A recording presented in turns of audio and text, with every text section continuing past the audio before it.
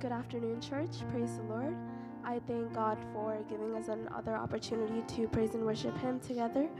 And as it says in the Bible, we are to make a joyful noise unto Him, who alone is worthy to be praised. So I request everyone to please rise up on your feet and sing along. As we sing our first song, Not Jivam, Not Servam, the song mainly means about salvation. Our life, our everything belongs to Jesus and Him only. So when we're lost, when we're isolated, when we're in deep trouble, He will find us and He will guide us into our right paths. So let us sing Not Jivam, Not Servam.